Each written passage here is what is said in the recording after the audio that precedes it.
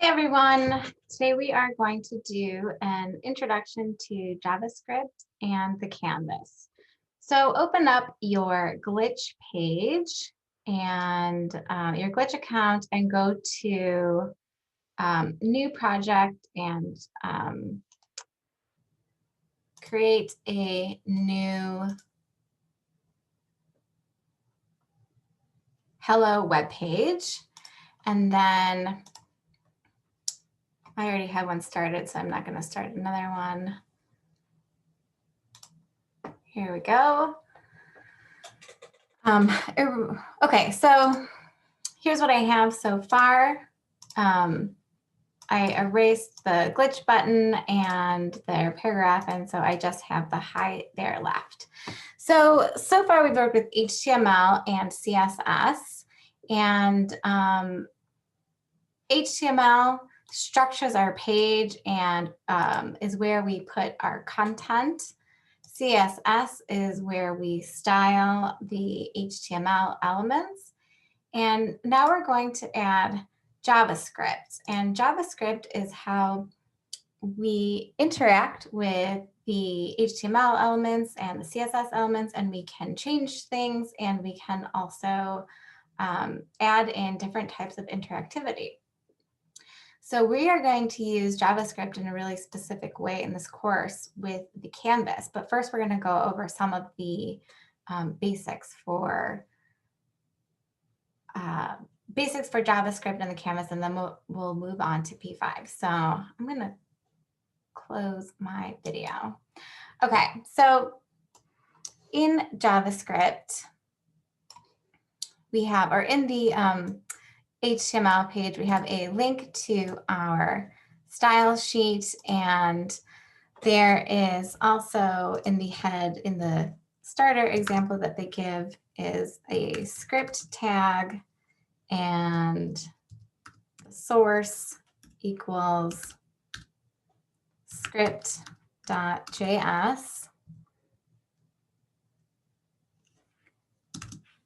And I think they have it as defer.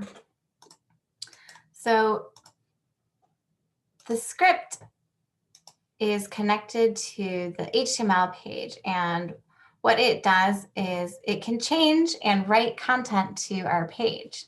So if I go to the script page here, right now it gives us automatically in their example the console log, which says hi. So if I go to in a new window here, and if I go up to the tools, I'm in Firefox, so it's tools and then web developer, and then I can go to the inspector, or the console is right here.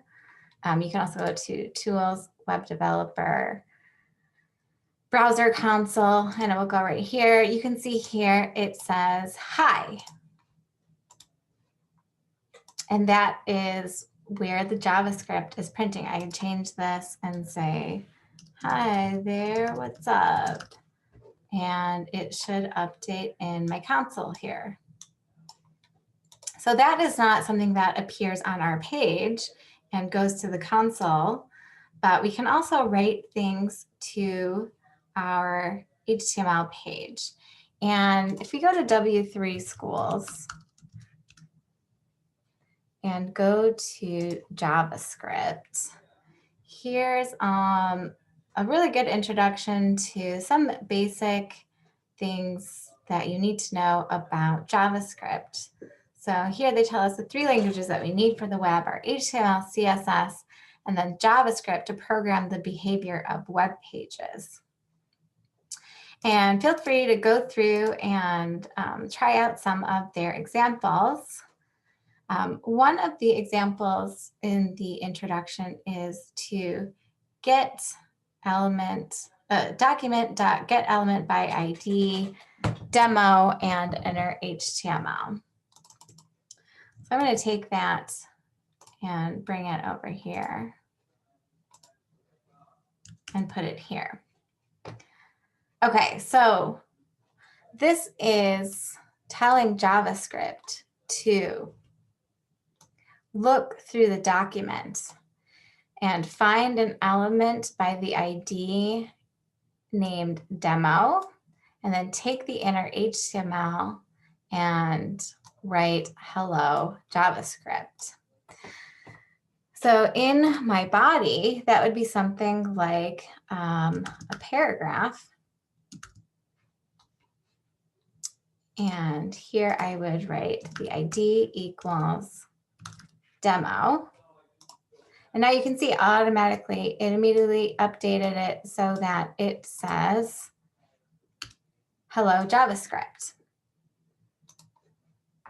So if we go back to W3 Schools, this JavaScript tutorial, this will go through the syntax of JavaScript and explain a lot of different things. If we scroll down here, it says JS HTML DOM. The DOM is the document object model. And what it is it explains how what JavaScript is doing here. And what it's doing is it's searching this document, which we've given, right? So we have this document is an HTML document, and we're telling the JavaScript file to search through this document and that it's linked to, and then find an element with a certain ID and then write something to it. And so the HTML elements are objects. So the paragraph is an HTML object. There are properties of the object. Certain objects have properties. So for example, color would be a property of a text object. And then there's methods and events. And if we go here to methods, methods are basically actions that you can perform on HTML elements. So when we say things like inner HTML, that is an action that changes the HTML inside of the tag, and that's a method. So this is when you see things like written get element by ID, it's a method. Well, a method to get that ID, and then the inner HTML is a property that we change after the method. So we have the document and then the method, which gets the property that we then change. So for example, this says that the inner HTML property is useful for getting or replacing the content of HTML elements. So we can use this on anything, including the HTML and the body. The elements, here, let's see if we go down. Here's the elements.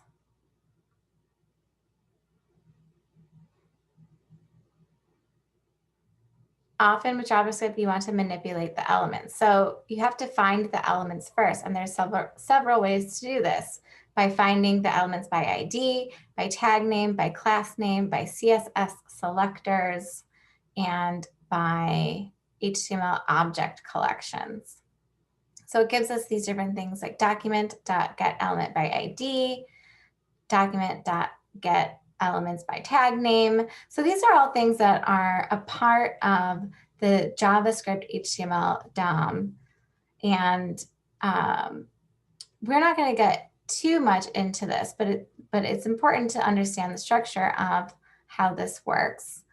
So when I write document.getElement by ID, this is not something that I made up.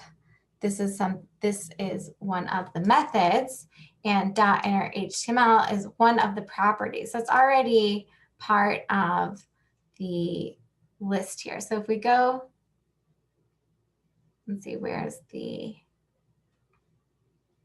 HTML DOM objects reference? There's the reference here that tells us different kinds of things that we can do. So here's a button, for example. So we can get the button object, and we can get the button object by ID, or we can also create an element. So that is another method. We can search the document, create an element called button in the document, and then we're going to store it in something called X. But let's go through that. So, so far I have document.getElementById demo, which is something I have created. So this ID, it can be anything. This could say blah. Oops. And then in my JavaScript, I would change it to blah. And so now it's changed the inner HTML to hello JavaScript. This could also be anything, changing the words. So now it will change the inner HTML. And that is there is no HTML. There is nothing inside of the tag of the p tag. It's just blank. But if I had text in here, it's odd. You can see it's really fast. It's changing it right away. So it's changing inner HTML. It's changing what is inside of the HTML tag here. So that is how that is structured. And the first thing to know is how the variables work. So I can create something called a variable and name it anything that I want. So I'm going to use my name, and then I can assign it some kind of data. So I'm just going to say yo-yo. And then now when I do something like document write event, it will write it to my HTML page, but it didn't do it because it's up here in our script. So if I take away this defer, you can see it shows up here. And where the script is located can change different things. So if I put it after my heading here, so now you see yo-yo here. Document write is something that we would just use for testing. It's not something that we really want to use because what it's doing is, so the structure of the page is being created and then the script is happening in order here. If I put it at the top of the page in the head, it's happening before the page is being parsed, and it's adding it here. But that can get tricky later on because you can overwrite the page when you use document write. So I'm going to put this script up here for now. But we aren't going to use document write. We're going to write our content into the HTML page.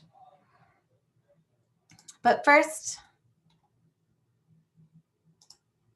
we'll look at some more about the way the variables work. So, okay, let's keep that in here.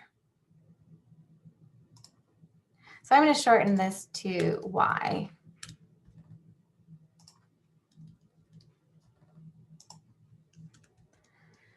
So I can create variables that are anything. So it could be blah.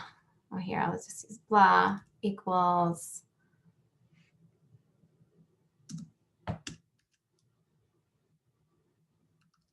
hi.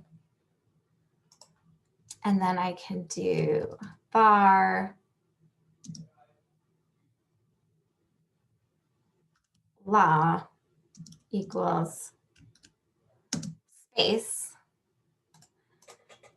And then I can write document, write, and do y plus blah plus blah, which are my 3 variables. And then up here, it says yo, yo, hi. And if I take away the la in the middle there, it'll say yo, yo, hi without a space there because there's no space. So that's why I add in the la, which is this space in between the quotation marks. So when it says variable y equals yo-yo, this is not like an equal sign in math where the things on both sides of the equal sign are equivalent. This is an assignment operator. So I am assigning this phrase yo-yo to be stored in the variable y. And I'm assigning hi to be stored in this word blah. And I'm assigning a space to be into this word blah. And I'm saying that because you'll often see variables like var x equals 5.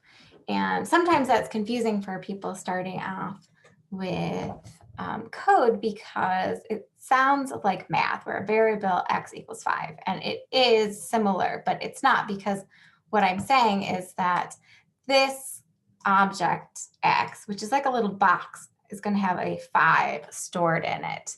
So every time I call the x,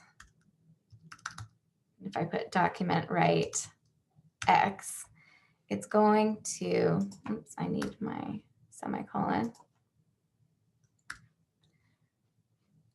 It's going to call up the 5 into the x. I could also do var p equals 6, and then do write x plus p. And now it's going to add the 2. And that's because numbers are always treated as numbers, whereas strings, which is letters inside of quotations, are treated as strings of letters, and it adds them together by concatenating. So it's putting them next to each other. If it only has numbers, it's going to add them together. But if I do document write, and I do y plus la plus x plus la plus p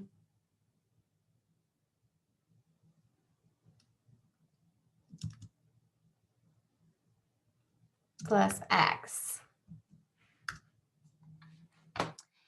it's now going to give me this concatenation string because I've mixed numbers and letters, right? So you can't add 5 to yo-yo mathematically. That doesn't make any sense. So it automatically reads everything like a string and just concatenates, puts them next to each other.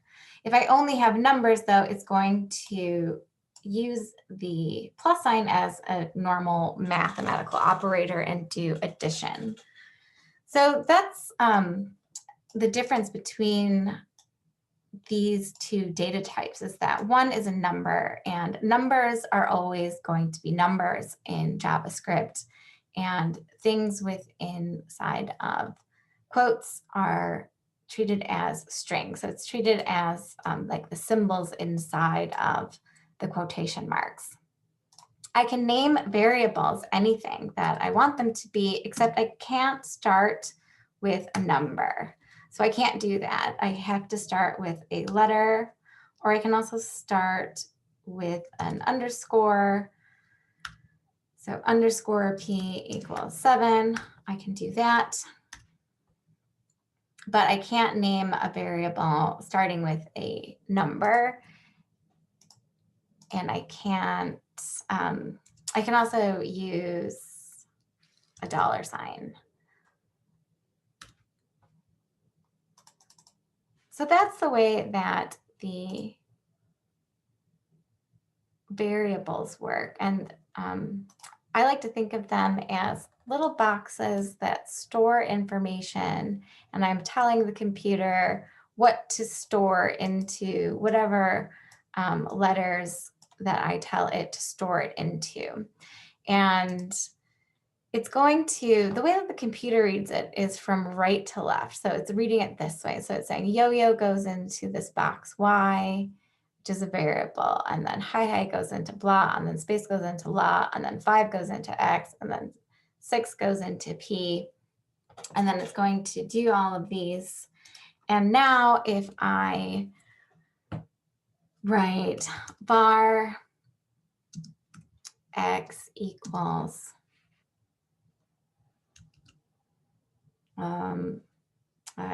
let's do that. And then,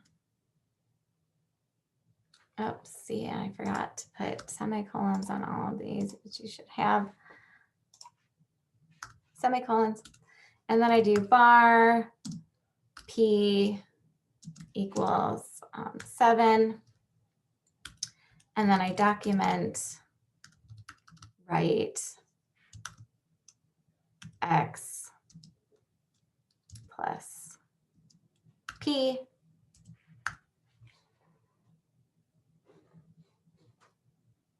And let's add in my la, which is my space. Okay, so I have a space here. I have a space, and then I have this gibberish, which is my X, and then my P is now 7.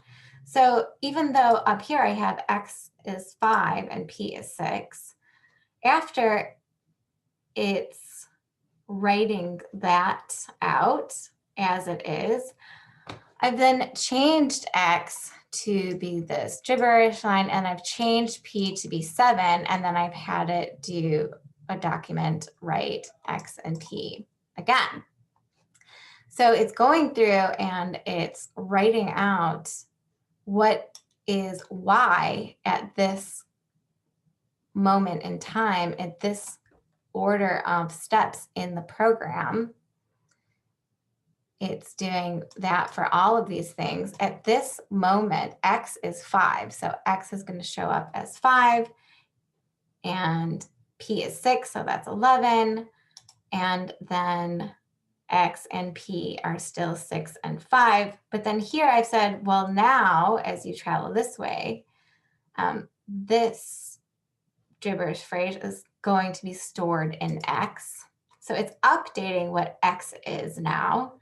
And then it's, forgot my semicolon, updating what P is.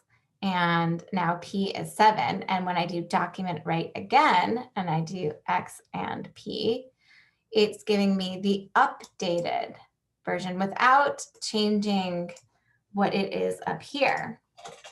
So I'll show you. If I change this to 4 and it refreshes, that's going to change it up here because it's going in order, but it's not changing it over here. And that's because it will continue on with X as 4 until I tell it that X is now something else. So that's an important thing to understand about how the code works. It's not going to change what X is until I tell it to change what X is, or it's not going to change whatever the variable I give it is. It's going to go in order of this program that I'm writing. Sometimes when people start off writing the code, they want to think of it how it is in math, and math comes into it somewhere down the line, but we're not going to do that. We're going to think of this. We're not going to do that yet. We're going to think of this as little boxes that store information that are going to change based on when we tell it to change. Okay, so why would I do that if I can just write this into my text over here in my paragraph tag? Well, it's because if I can store this as different things, I can then change the text based on interactions that I have with the text on my HTML page with different kinds of functions. So I am going to add in a couple of more tags. So we have ID blah, and then another P, and let's call this demo again. Some other text is here, and then let's add a button.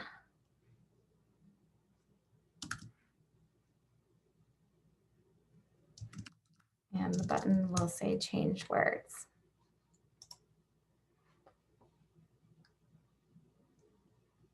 Okay, so I have certain text here, another text here, and all this up here.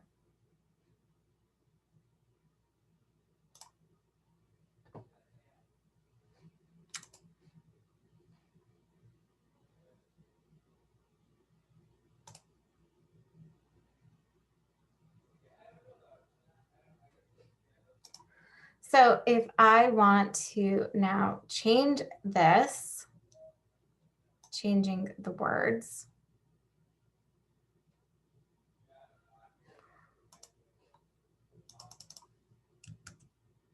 oops.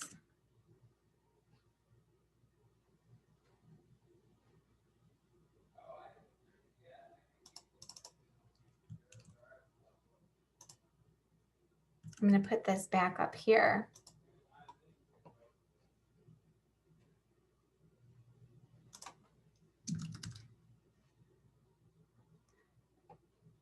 And put defer. So the reason why I did that is because when I write defer, it lets all of the elements on the page load first, and then it will run the code. So now my document write is all gone, and I don't need that anymore.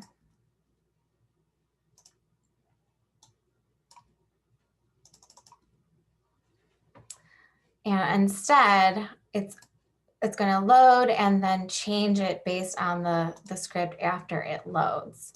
So now I am going to change the text of my other element. So get element by ID,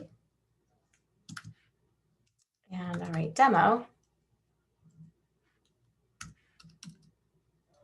Inner HTML equals different words again.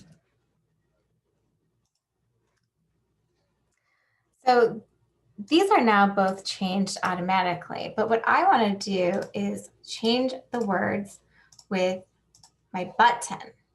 So I have to write a function, and the function lets me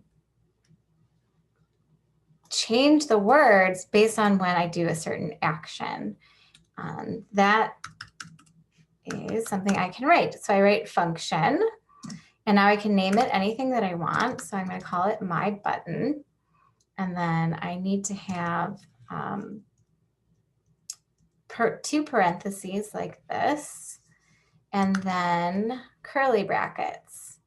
And I can put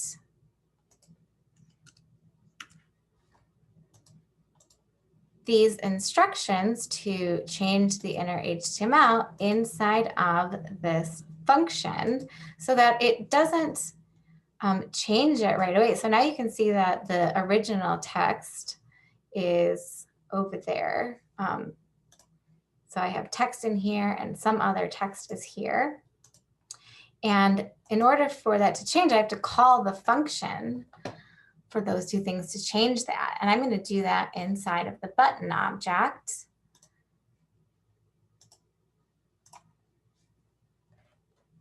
So I write onClick equals my button. Let's see if I got that. Yeah, my button. And make sure that's spelled right. And now I click change words. And now the button calls the function my button, which is this, and it changes those words.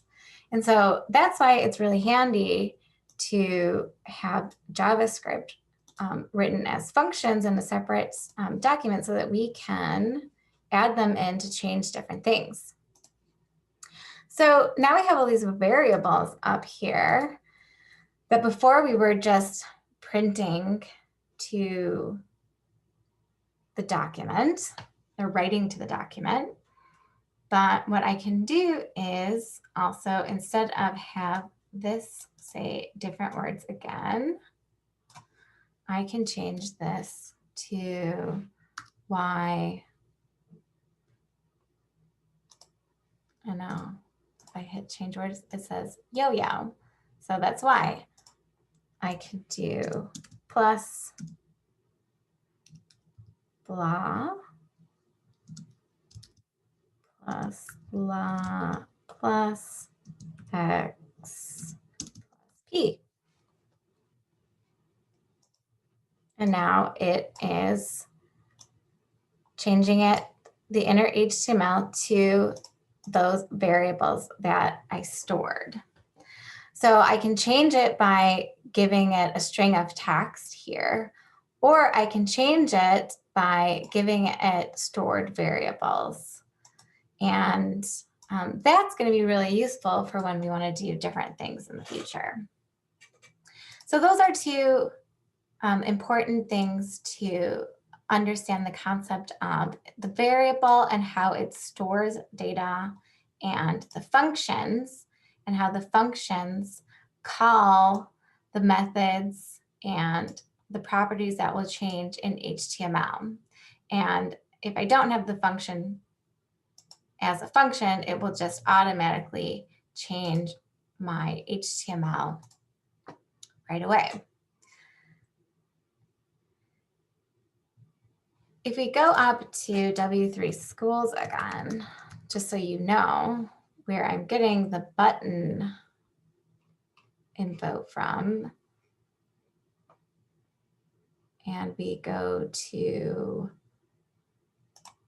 let's see, HTML and HTML tag list, there is the button tag. So we know that we can add in the information on the button. So it says click me, and we can change the style of the button. So there's a link to the CSS to change the style of the button. And we also have event attributes in HTML. So if we click on that, here are the event attributes, which are JavaScript attributes. And one of those is our onClick. Here it is, which is a script that we have in our JavaScript file. So this is something that is already a part of that HTML object, the button. So I didn't make up that onClick.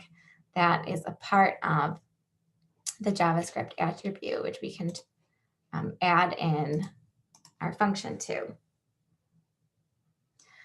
Okay, so this is the intro to JavaScript to understand those two concepts. And in the next tutorial, we're going to look at the HTML canvas tag.